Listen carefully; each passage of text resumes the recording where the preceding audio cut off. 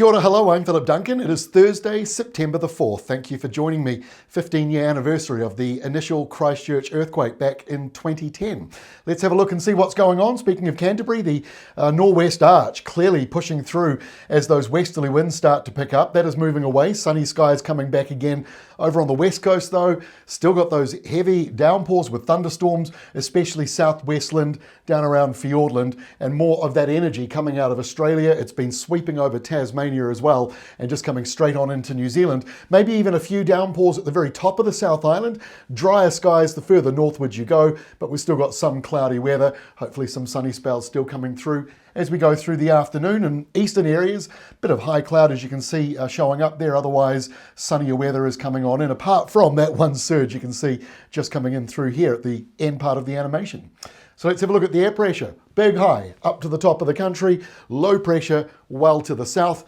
Windy nor'westers in between. That's why we're seeing that windy weather with the high cloud around central parts of the country and around the eastern side of the South Island. So that wind is carrying on. It is mild around the North Island, coming from north of New Zealand.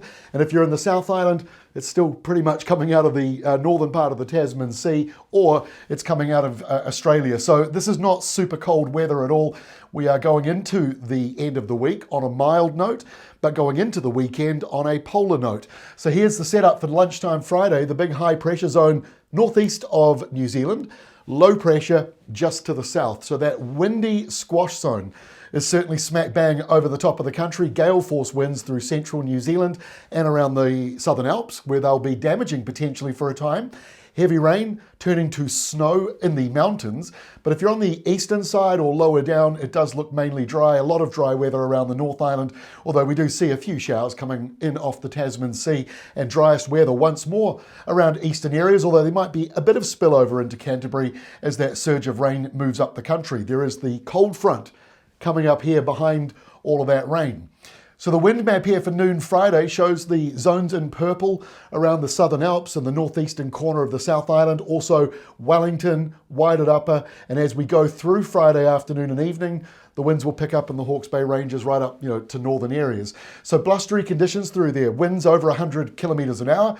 But if you're not far away from the mountains and ranges, it may not be that bad. It sort of bounces as it comes over the hills. So not everyone has windy weather, but it's going to be a windier end to the week, because as we go into the weekend, that cold front races up to the North Island, and it produces the cold change behind it. So you've got windy weather between the two highs, cold front coming in, and a small area of low pressure trying to form in there. So there will be some thundery falls.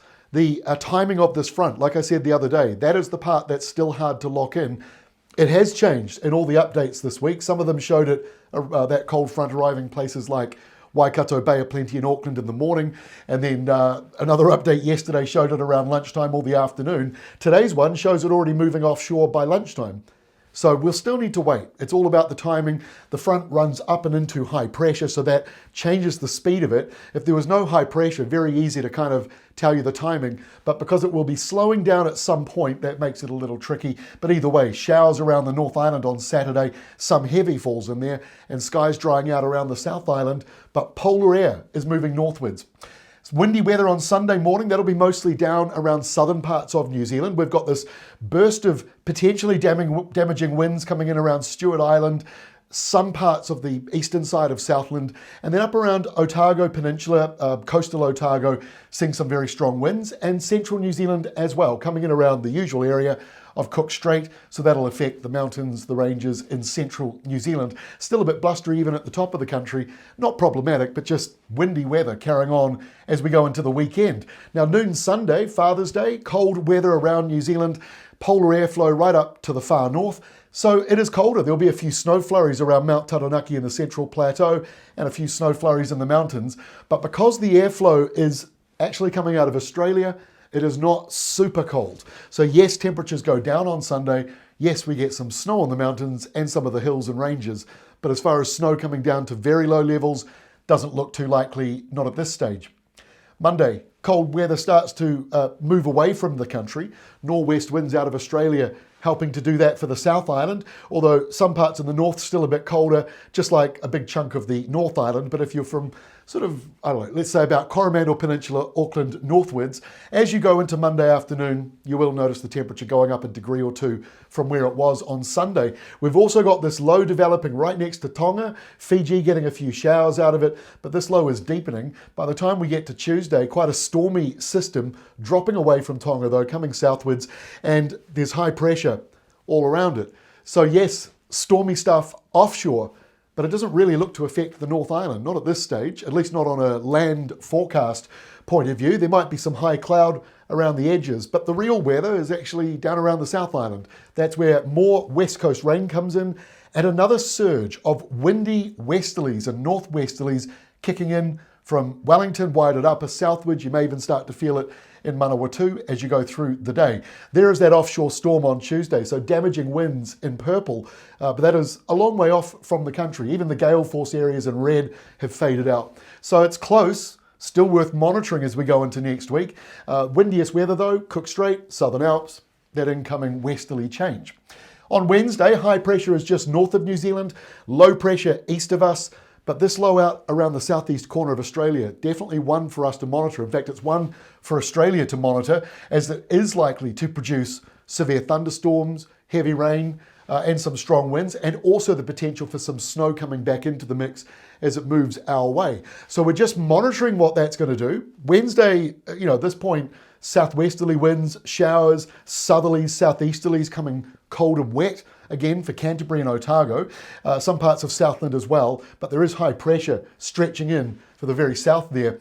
Our next wind map is 6 o'clock Wednesday of next week, so those severe gales are around central New Zealand, mostly along the mountains and ranges of the lower North Island and the upper South Island, but you can also see windy stuff coming in around the lower portion of the South Island as well. So there are quite a few moving parts to our weather over the next week, and our final map is for Thursday of next week, 1 week from today. High pressure just north of New Zealand. The cold airflow mostly offshore from us. It might be brushing Castle Point. Certainly the Chatham Islands are under colder south to southeasterly winds. But much of New Zealand's mainland got northerly winds developing or northwesterly winds starting to form. And so temperatures will start to go up again 1 week from now. And at the same time, what's going to happen as we go into next weekend? It looks like that low will be moving in with a surge of windy northwesterly winds going into the end of next week. And then next weekend, more than likely, that low will roll in right across the country. So we've got a few things going on with our weather. It is very spring-like at the moment.